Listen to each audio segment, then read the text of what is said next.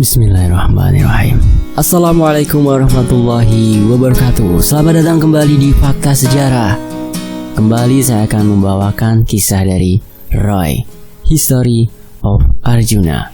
Ini adalah cerita rakyat Pulau Jawa. Tak banyak yang mengetahui tokoh tersebut sekarang. Perhatian ya untuk teman-teman yang menyimak kisah ini. Jangan mengikuti apapun praktik ilmu hitam yang penulis jelaskan dalam bentuk cerita di sini ya. Dia adalah Arjuna, salah satu orang sakti pada zaman itu. Sekitar tahun 1900, di mana kepercayaan tentang hal mistis masih melekat dalam kehidupan di sana. Hukum yang masih abu-abu membuat mereka semakin liar mencari kesaktian. Dan katanya, yang paling kuat adalah dia yang berani membunuh. Sampai hari itu, Arjuna tetap berdiri kokoh bak benteng yang sekian tahun tak roboh. Sebelum kita masuk ke selengkapnya, alangkah baiknya mari kita berdoa dulu. A'udzu bikalimatillahi tammati min syarri ma Bismillahirrahmanirrahim. Allahumma sholli ala sayyidina Muhammad sallallahu alaihi wasallam. Ini dia History of Arjuna, karya dari Roy.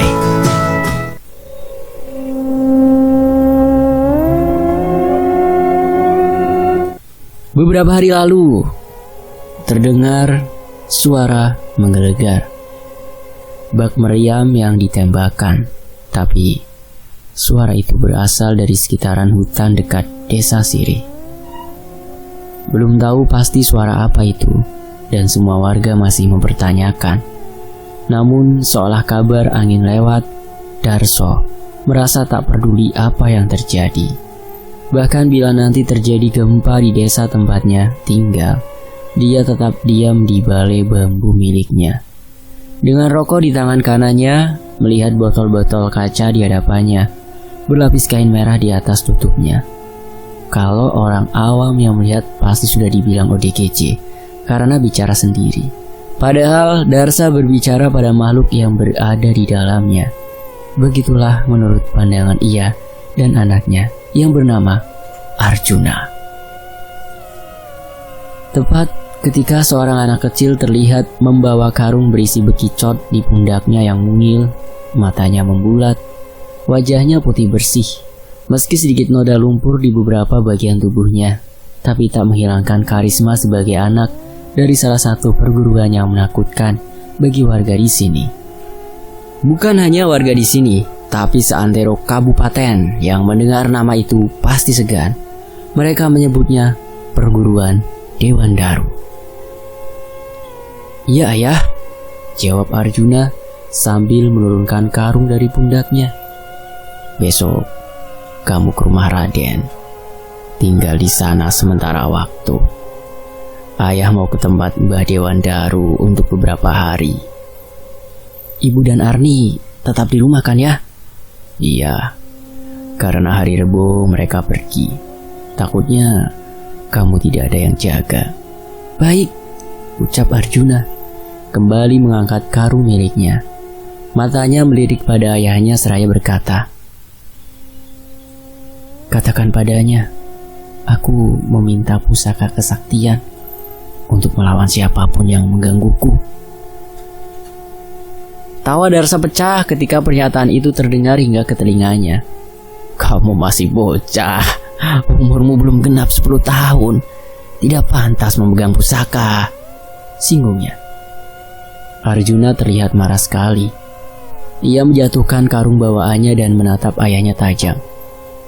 "Coba tusuklah aku kuat, aku kebal seperti ayah." Sambil melemparkan sebilah pisau dari pinggangnya yang dengan santai, Darsa menangkap pisau tersebut. "Cepat!" Arjuna melebarkan tangannya, seolah menyuruh ayahnya menusuk di bagian mana saja yang ayahnya mau. Alih-alih menusuk Arjuna, ayahnya malah tertawa terbahak-bahak. "Kenapa tertawa? Tubuhku mungil. Disentil kamu pun, aku tetap nyengir, yang berarti tubuh dan usia bukan hambatan untuk memenangkan pertarungan, bukan?" kata Arjuna kepada ayahnya. Kali ini, rahang ayahnya tetap menganga. Entah mengapa, tertawa terlalu lebar membuat rahang itu hampir copot dari mulutnya. Alah, selalu saja meremehkan, tatapan sinis dari Arjuna dan melemparkan bekicot yang entah dari kapan berada di tangannya mengenai mulutnya yang menganga. Masuk ke dalam rongga mulut, membuat ayahnya tersedak. Sekarang gantian, aku yang tertawa karena mempunyai ayah payah sepertimu. Dan berjalan memasuki rumahnya. Au, Arjuna mengadu sakit karena bekicot kembali padanya, tapi tepat di kepalanya.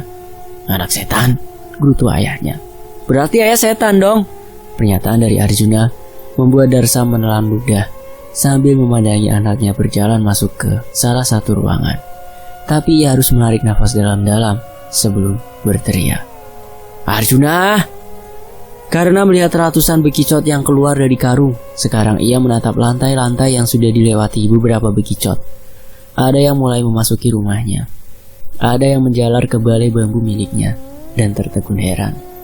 Entah untuk apa ini semua Arjuna, gumamnya sambil menggelengkan kepalanya. Sebuah tulisan yang tertulis di gapura desa yang hendak dimasuki oleh Arjuna dan ayahnya.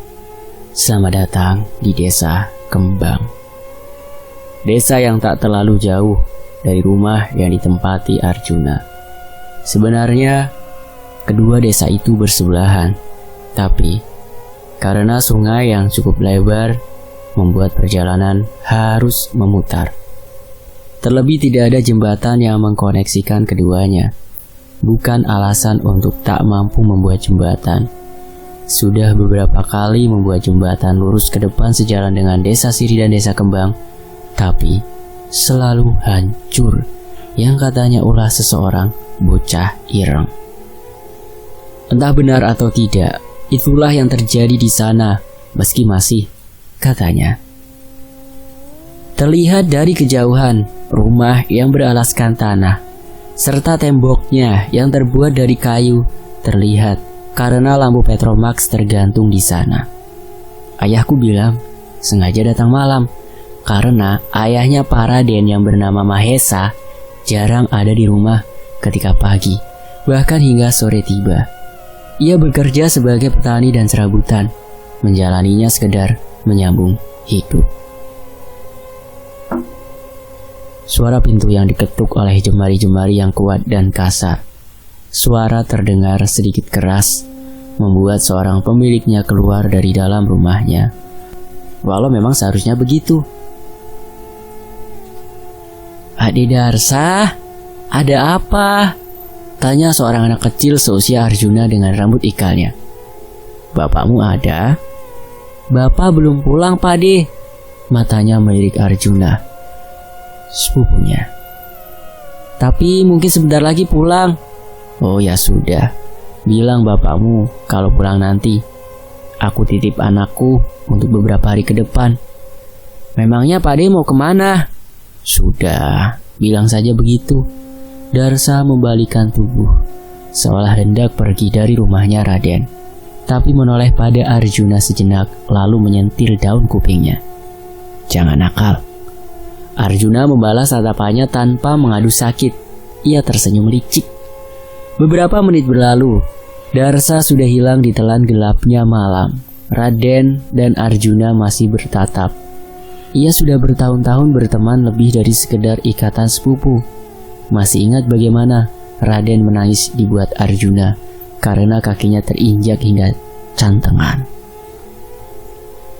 Kamu kenapa diam di situ? Kenapa tidak masuk? Tanya Raden. Lah, kamu sendiri kenapa berdiri situ? Dan kenapa pula tidak menyuruhku masuk? Bukankah aku tamu dan kamu itu tuan dari rumah ini? Raden terdiam, menyampingkan tubuhnya seolah mempersilahkan Arjuna masuk ke dalam rumahnya. Lain kali, aku tidak mau kesini jika berjalan kaki, ucap Arjuna dan langsung mendarat di tikar, merebahkan badannya.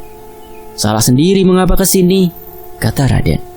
Bukan salahku, salah ayahku, balas Arjuna. Raden menghela nafas, tahu betul bahwa Arjuna tidak mau disalahkan. Lagi pula, Mengapa tidak dipasang jembatan di sungai itu sih? Tambah Arjuna. Cah Ireng yang merusaknya, karena sepanjang sungai itu miliknya. Dari mana kamu tahu, Den? Itulah yang berkali-kali dikatakan warga, Jun. Alah, itu cuma mitos. Mitos didengar oleh telinga, sedangkan fakta dilihat oleh mata. Maka seringkali berubah cerita karena tidak bisa membedakan apa yang kita dengar dengan apa yang sedang kita lihat. Jikalau hanya mitos, kenapa jembatan itu tak pernah terwujud? Arjuna terdiam, tak mampu menjawab pertanyaan itu. Matanya menatap langit-langit rumah Raden, seolah mencari jawaban itu, tapi tidak ada dalam kepalanya maupun langit-langit yang sedang ditatapnya. Raden masih memandangi Arjuna, yang ia tahu sedang menebak-nebak jawaban tersebut. Gimana? Udah dapat jawabannya? Arjuna melirik Raden. Memang belum, tapi mari kita buktikan keberadaan Cah Ireng. Bagaimana? Raden menelan ludahnya 2 kali. Belum sempat menuntaskan perkataannya, Raden dan Arjuna menatap pintu, karena seseorang baru saja memasukinya. Seorang pria tua berkisar 54 tahun dengan janggut putih, serta beberapa uban yang mendiami kepalanya. Bapak, begitu panggil Raden kepada pria yang sedang menaruh cangkul tepat di samping pintu rumahnya. Arjuna dan Raden beranjak dari tikar, menghampiri bapak Raden yang bernama Mahesa, seolah ingin membantu apa yang sedang dipikul oleh Mahesa. Sini tak bantu, Pak, tawar Arjuna. Oh alah, ada Arjuna toh. Dah usah, biar Raden saja, katanya sambil memberikan sekarung beras.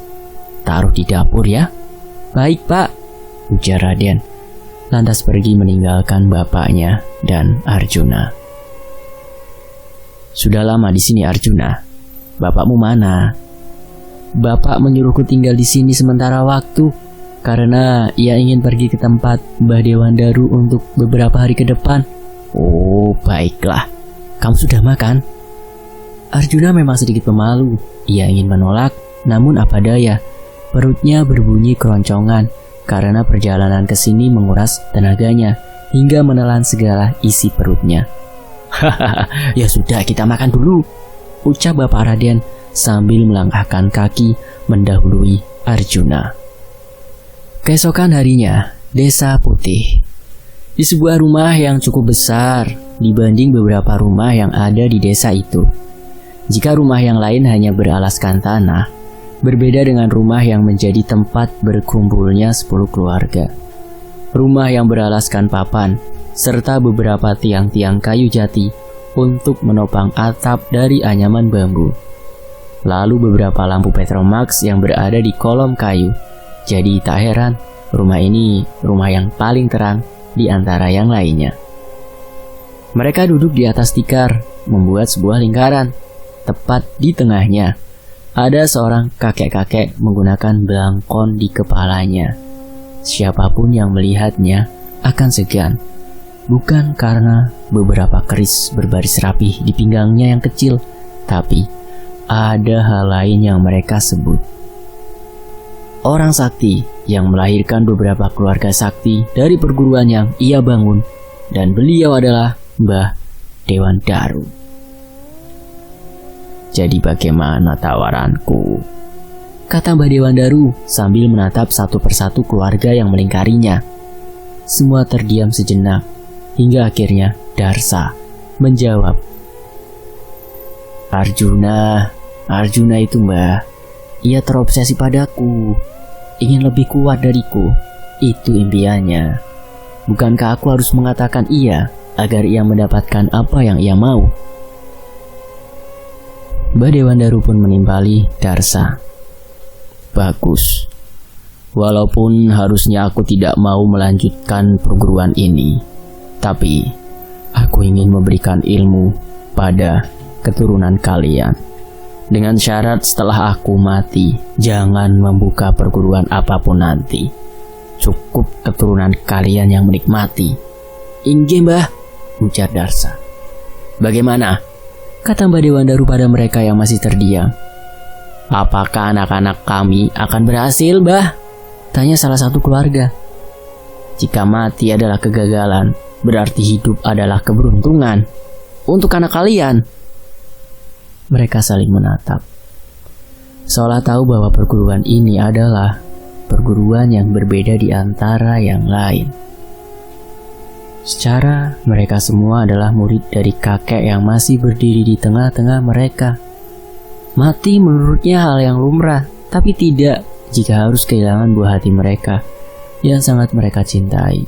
Tapi ini harus dilakukan karena banyak sekali praktik ilmu hitam yang tak memandang golongan. Takutnya anak dari mereka yang mati oleh seorang dukun yang amatir. Saya akan membawa Anjani ketika usianya genap 10 tahun, kata seorang pria tua sebaya Darsa. Wajahnya menatap Mbah Dewandaru dengan penuh keyakinan.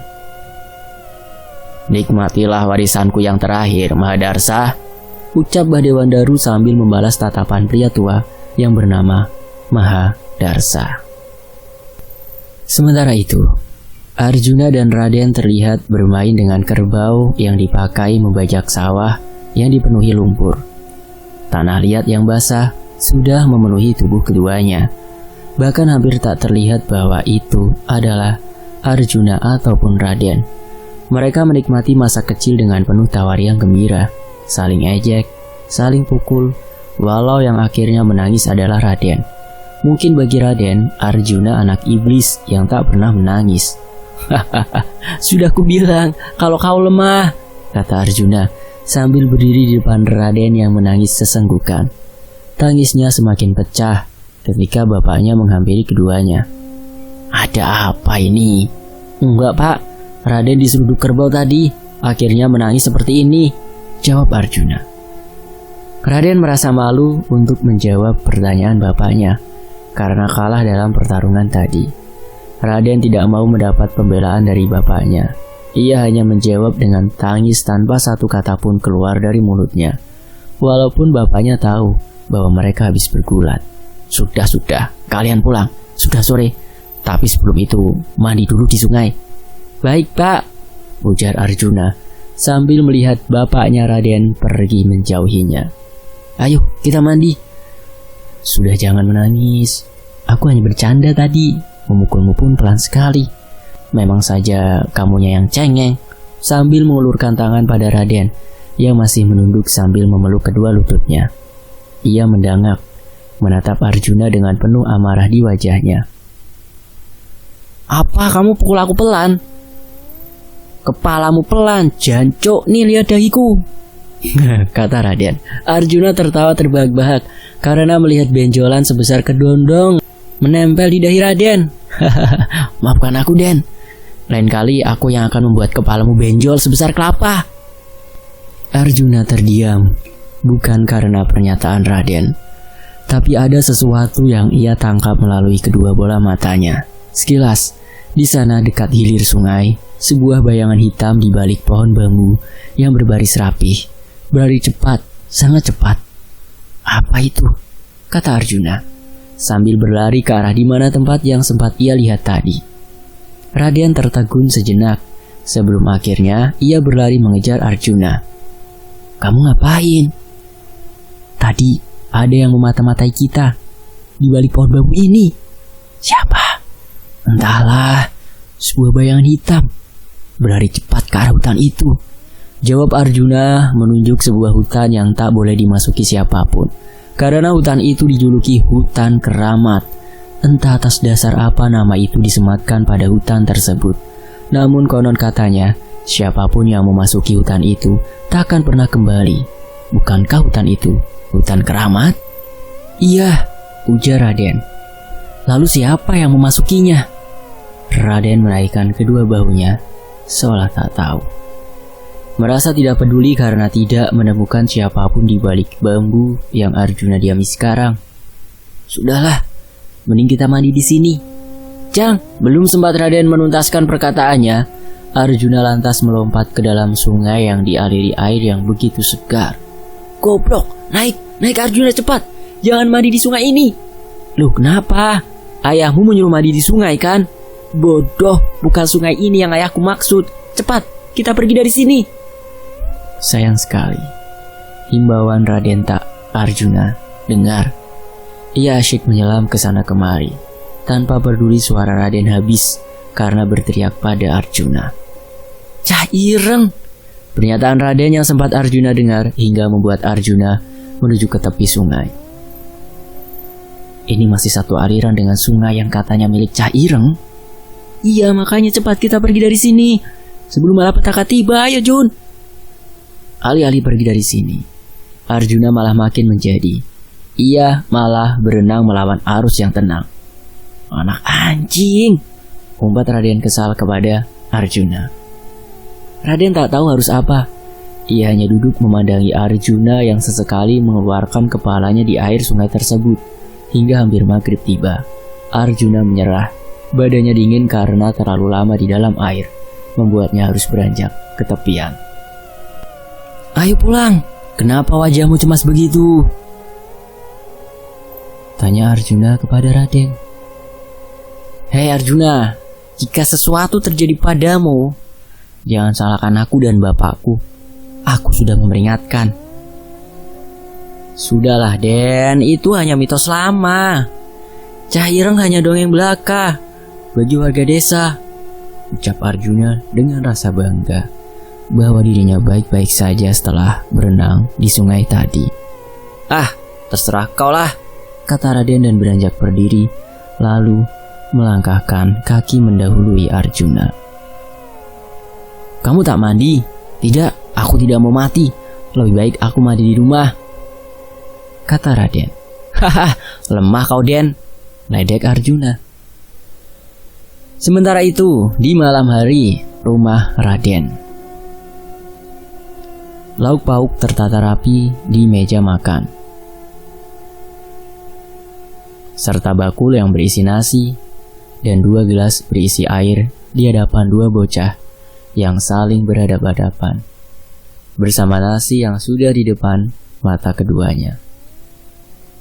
Tidak menunggu ayahmu pulang dulu?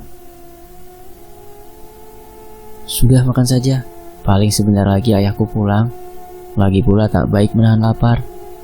Ya sudah, baiklah kalau begitu, kata Arjuna, bersiap untuk memasukkan nasi serta lauk pauk ke dalam mulutnya. Tiba-tiba saja angin masuk ke dalam ruangan ini melalui pintu rumah yang terbuka lebar di sana. Arjuna, tutup dulu pintunya. Sepertinya ini mau hujan. Perintah Raden karena mendengar suara menggelegar dari langit seperti petir. Belum sempat beranjak dari tempat duduknya, Arjuna memandangi lampu Petromax yang bergoyang karena angin, tergantung di depan pintu rumah Raden. Tapi matanya fokus pada satu titik, sebuah asap hitam yang menggumpal dari kecil hingga menjadi besar dan padat, lalu membentuk wujud seorang anak kecil dengan tubuh kurus kering. Seluruh wajahnya hitam, rambutnya botak, serta luka di bagian dahinya. Darahnya mengalir melewati pelipis matanya. Darahnya hitam pekat.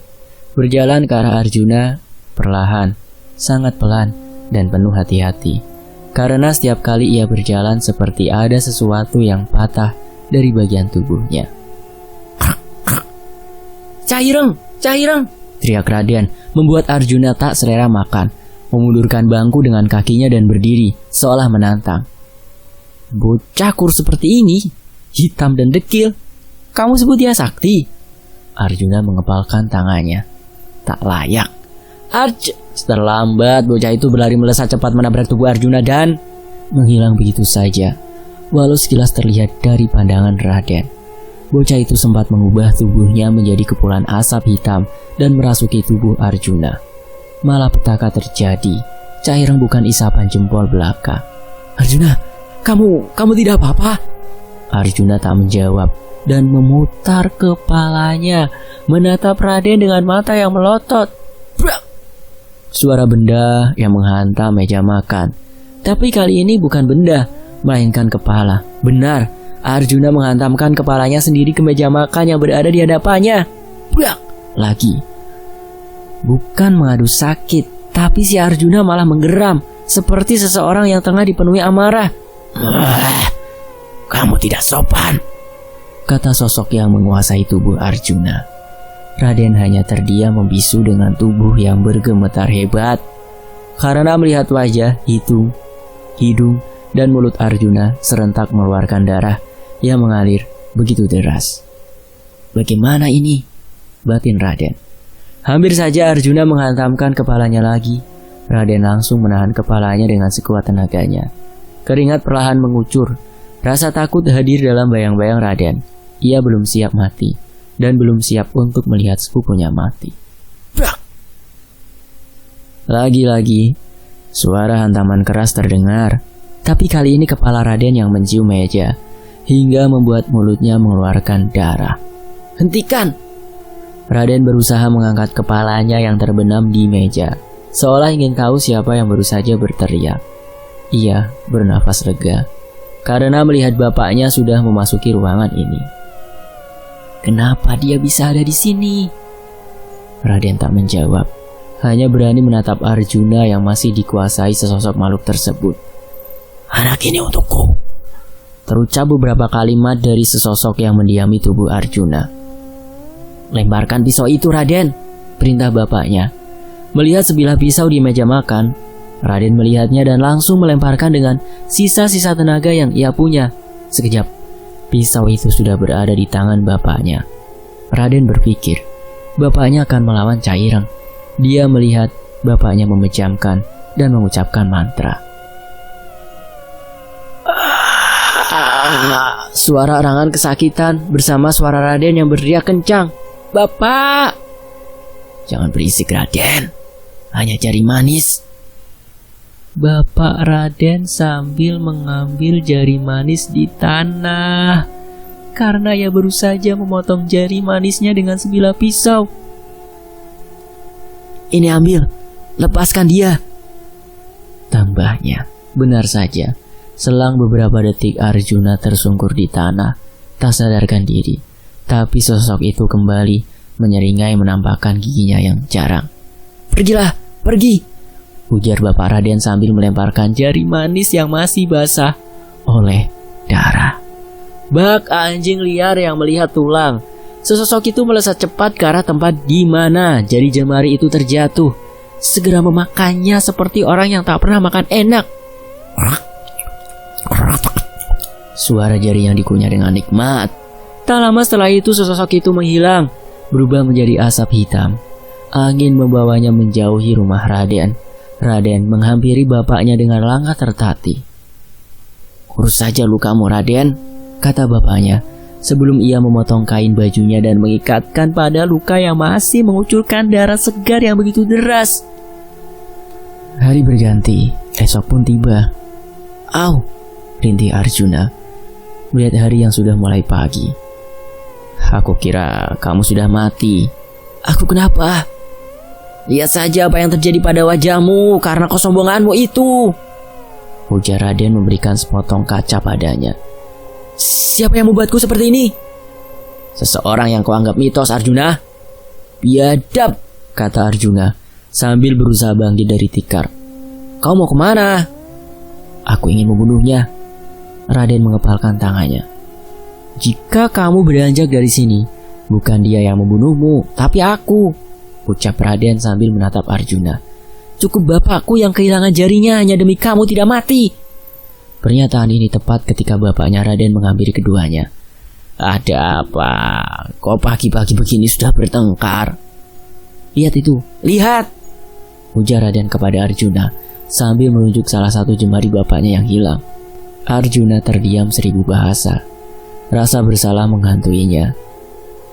Sudah tidak apa-apa, jadikan pelajaran saja. Cai Ireng suka bernegosiasi antara hidup dan mati. Mungkin satu jari jemariku yang hilang tidak akan membuat aku ataupun kamu mati. Arjuna masih terdiam sambil memandangi jari bapaknya Raden. Dendam memuncak dalam dirinya dan bersumber dalam hatinya. Aku akan membunuhnya suatu saat nanti. Batinya. Maafkan aku, Pak Mahesa. Seharusnya aku tidak melakukan hal bodoh itu. Tidak apa. Anggap itu adalah kenakalanmu. Sekarang istirahatlah Arjuna. Raden, jaga Arjuna sampai aku pulang, kata bapaknya sambil memikul canggul di pundaknya. Raden pun mengangguk. Maafkan aku, Raden. Raden masih belum mengiyakan untuk memaafkan Arjuna karena telah menghilangkan jari bapaknya. Tapi mau tak mau, ia harus menerima segala kebodohan Arjuna yang memang sedari dulu ia tahu. Jangan sampai kamu buat jari jemari ayahku hilang lagi. Arjuna membalas tatapan Raden. Aku yang akan menghilangkan jari jemari bocah itu, bahkan menghilangkan nyawanya suatu hari nanti, kata Arjuna. Bagaimanakah cara Arjuna melawan bocah ireng? Cari tahu di bagian berikutnya ya. Terima kasih Roy. Terima kasih teman-teman yang udah mau menyimak kisah ini di sini. Saya pamit undur diri. Mohon maaf bila ada salah kata ataupun intonasi yang agak menjengkelkan ya. Dan sampai jumpa di bagian berikutnya. Wassalamualaikum warahmatullahi wabarakatuh. Tetap di Fakta Sejarah. Alhamdulillahirabbil alamin.